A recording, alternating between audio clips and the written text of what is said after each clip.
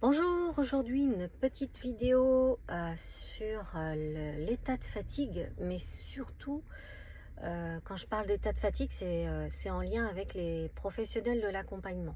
Donc ça veut dire quoi? Ça veut dire que si vous êtes un- ouais, un professionnel de l'accompagnement, ça peut être un coach, ça peut être quelqu'un qui est en relation d'aide, ça peut être une esthéticienne, ça peut être un kiné, ça peut être un ostéopathe. Je pense surtout encore plus aux gens qui ont un toucher, c'est-à-dire qui accompagnent leurs clients par le toucher. Ils sont encore plus exposés que ceux qui accompagnent verbalement, juste dans l'échange de la parole.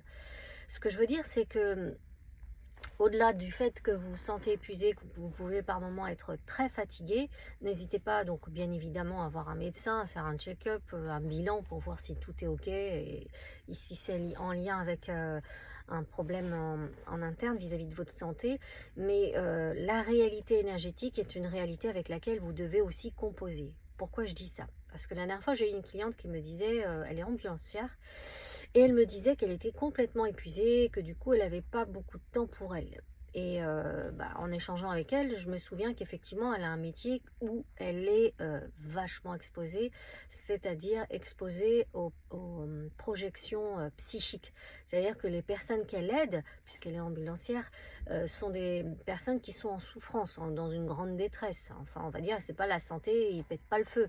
Donc du coup, du fait qu'ils sont dans cet état-là, leur aura va naturellement pomper l'énergie chez les gens chez qui leur énergie est ok, ils sont en forme. Elle le dit elle-même, hein, au début de ses journées, elle est en forme. À la fin de ses journées, elle est sur les rotules, elle n'en peut plus. Donc c'est comme si vous étiez une sorte de barbapapa, je vais y arriver, pour les personnes qui sont en souffrance, qui sont dans une détresse émotionnelle.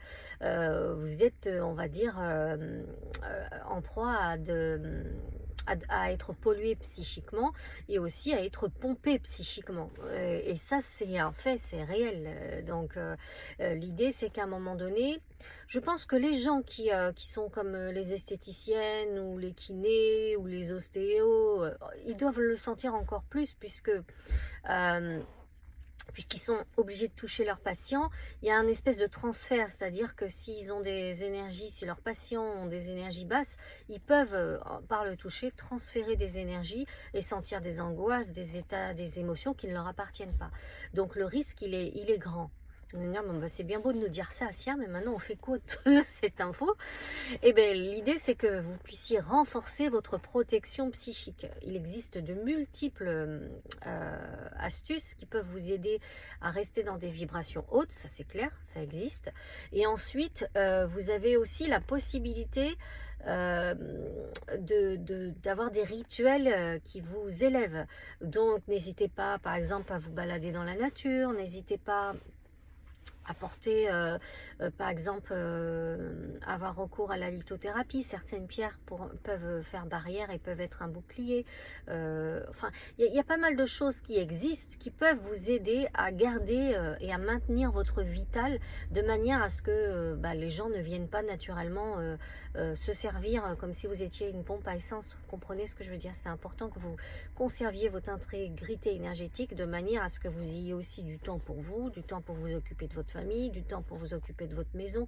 C'est sûr que le choix d'âme d'être dans une relation d'aide, c'est clairement un choix d'âme, c'est une volonté, mais par contre, il est clair que ça ne se fait pas n'importe comment, et si vous avez la possibilité de le faire bien, c'est encore mieux parce que vous durerez davantage dans ces types de métiers. Vous comprenez ce que je veux dire?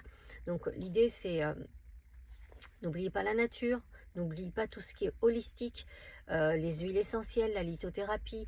N'oubliez pas, comment dirais-je, les protections psychiques. Il en existe plein qui peuvent vous aider quand vous êtes en interaction, surtout avec des gens qui ont des vibrations basses ou qui ont un côté vampire, hein. Le vampirisme énergétique, ça existe, c'est une réalité. Et il vous faut composer avec. Voilà, j'espère que cette petite vidéo vous permettra de faire le point sur vous-même. C'est quoi vos rituels? Est-ce que vous avez déjà ressenti ce phénomène? Est-ce que vous l'avez ressenti plus à des périodes qu'à d'autres? Bref, faites un check-up, essayez de voir avec vous-même là où vous en êtes. Je vous dis à très bientôt. N'hésitez pas à liker la vidéo si vous l'avez aimée, à la partager si vous estimez qu'il y a des amis qui pourraient être intéressés par ce que je partage, et à vous abonner à la chaîne. Je vous dis à très bientôt les amis.